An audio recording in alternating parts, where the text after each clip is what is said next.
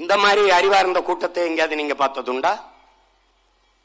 சூரியன் தந்தை, கடல் தாய், இருவரும் இணைவில் இயற்கையின் புணர்ச்சியில் நீராவியாகி மேல போகுது. நீராவி போய் குளிர்ந்து மேகமாயி தூய குடிநீரை கொட்டுகிறது ஒவ்வொரு வீட்டு வாசலிலும். பிடிச்சுக்க குடிச்சுக்க, பிடிச்சுக்க குடிச்சுக்க, பிடிச்சுக்க குடிச்சுக்க.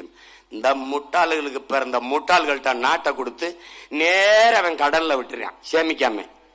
அங்க போய் சேர்ந்த பிறகு 50,000 கோடிக்கு நாங்கள் கடல் நீரை சுத்திகரிச்சு மக்களுக்கு குடிநீராக குடிக்க கொடுக்கிறோம். உலகத்தில் எவனாவது மூளைங்கிற உறுப்பு இருக்கிறவன் செய்வான் நடந்த வேலையை? 50,000 கோடிக்கு நாடெங்கும் நீர்த்தேக்கங்களை உருவாக்கி அந்த நீரை சேமித்து வைத்தால் கடல் நீரை ஏண்டா குடிநீராக்கணும்?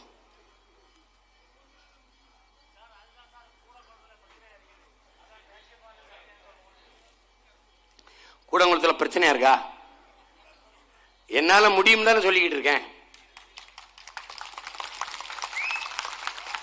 என்ன நீர்த்தேக்கத்தை உருவாக்க முடியாதா? என்னால முடியும். உங்க வாக்கை எனக்கு போட முடியுமா?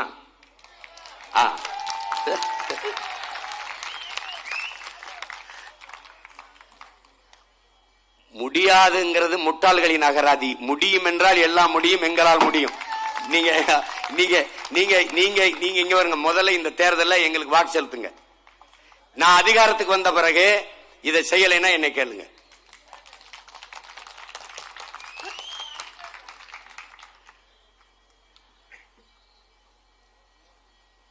இதுக்கு முன்னாடி இருந்த நம்ம முன்னோர்கள்லாம் கடல் நீரை சுத்திகரிச்சு தான் குடிநீர் ஆக்கி தந்துகிட்டு இருந்தாங்களா? இல்ல. நீ குடிக்கிற ஒவ்வொரு மடக்கு தண்ணீருக்கும் அமெரிக்காவுக்கு காசு கொடுக்கிற. ஏன்னா அந்த குடிநீரை, இந்த நீரை சுத்திகரிக்கிற ரிவர்ஸ் ஓஸ்மாசிஸ் என்ற அந்த முறை இருக்குல்ல, அந்த நுட்பம், அது அவனோடது. அவன்கிட்ட தான் அந்த காப்பிரைட் இன்னும் இருக்கு, அவன்கிட்ட தான் அந்த உரிமம் இருக்கு. இந்த எவன் சுத்திகரிச்சாலும் அந்த காசு அவனுக்கு போகணும். அதனால இவன் நீர்த்தேக்கங்களை உருவாக்க மாட்டான். இங்க பாக்குற இந்த உட்கார்ந்துருக்கான் பாரு, யாரு கையில இது என்ன? மீத்தேன், ஈத்தேன், ஹைட்ரோ கார்பன் எடுத்த அந்த கழிவு. அவன் நாடு எந்த நாடு? இது நைஜீரியா. யாருவன்? அந்த ஒரு சீமா.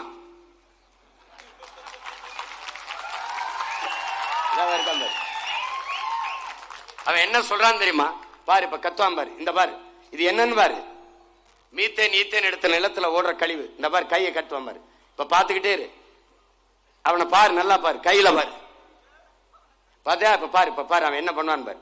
எப்படி ஓடுது பாரு. அங்கங்க நீர், அதுல நெருப்பு எரியுது பாரு. நெருப்பு கொந்தளிச்சு எரியுது பாரு. தண்ணிக்குள்ள எரியுது பாரு. இப்ப பார்த்தே வருவான் பாரு. கையேந்தி எப்படி நிக்கிறான்? நான் நிக்கிற மாதிரி நிக்கிறான் பாரு. அவன் என்ன சொல்றான்? அவன் என்ன சொல்றான்? கென்செரோ விவா, இந்த நைஜீரிய போராளி பேசுவதை இந்த நிலத்தில் உன் மகன் சொல்றேன் பாரு. என்ன சொல்றான்? என்னரும் மக்களே வாருங்கள், நம் தாய் நிலத்தை போராடி பாதுகாப்போம். ஏனென்றால் நாம் இறந்து போவோம், தப்பி செல்லவும் வேறு இடமில்லைங்கிறான்.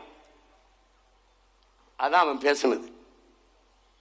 அதேதான் உங்களுக்கு நான் சொல்றேன். நான் ரொம்ப நாளா சொல்றேன், அது உங்களுக்கு காதுல விழல. உங்களுக்கு சோனியா காந்தி வந்து சின்னத்தம்மக்க பெரியத்தம்மக்க, நீங்கெல்லாம் மோடி அமித்ஷா அவங்க அத்தை மயங்க. ஏன்னா நான் ஒரு அனாதை பைய, எனக்கு யாரும் கிடையாது. புரியுதா? அவங்க சொன்னாதான் உங்களுக்கு. நீ ஒண்ணு கேளு, இந்த கன்னியாகுமரியில மலையை வெட்டிக்கிட்டு போறது பிஜேபி நிலைப்பாடு என்ன? காங்கிரசின் நிலைப்பாடு என்ன? திமுக அதிமுகவின் கருத்து என்ன? இத்தனை பேர் இருக்கியே, இவ்வளவு படிச்சிருக்கியே, தினம்பு இவ்வளவு தேவாலயங்கள், இவ்வளவு பள்ளிவாசல்கள், இவ்வளவு கோயில்கள் இருக்குதே, அறிவார்ந்த பெருமக்கள், என் இன சொந்தங்கள், நீங்க யோசிச்சு பாரு. மேற்கு தொடர்ச்சி மலை எங்கு தொடங்குது? கேரளால.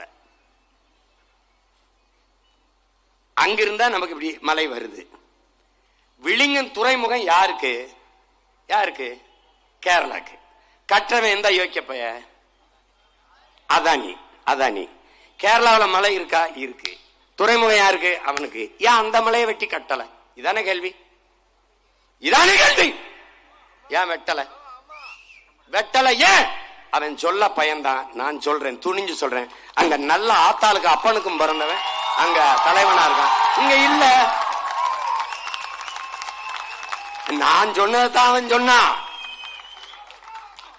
அவனை வழக்கு போட்டு உள்ள. ஏன்னா என்னை அச்சப்படுத்துறான். உன் தம்பியை தொட்டுட்டேன், அடுத்து நீ தான் தொடு.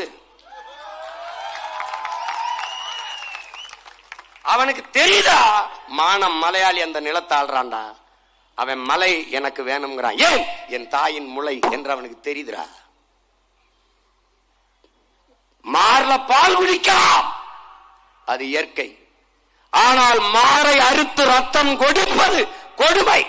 அதுக்கு அவன் தயாரா இல்ல. அவனுக்கு வசதி வேணும், வளம் எல்லாம் வேணும். ஆனால் மலையை தொட விட மாட்டான். உனக்கு தெரியுமா? பேரியாற்று, முல்லை பேரியாற்று அணைக்கு கீழே பேபி அணைன்னு ஒண்ணு இருக்குது. அதை தூர்வாரி ஆழப்படுத்திக்கிட்டு அதிக நீரை தேக்கி வைக்கலாம். அதுக்கு இடையூறா பல மரங்கள் இருக்கு. மொத்தம் எத்தனை? 15-20 மரங்கள் தான் இருக்கு. சரி, அதிகபட்சம் 30 மரங்கள்னு வச்சுக்க.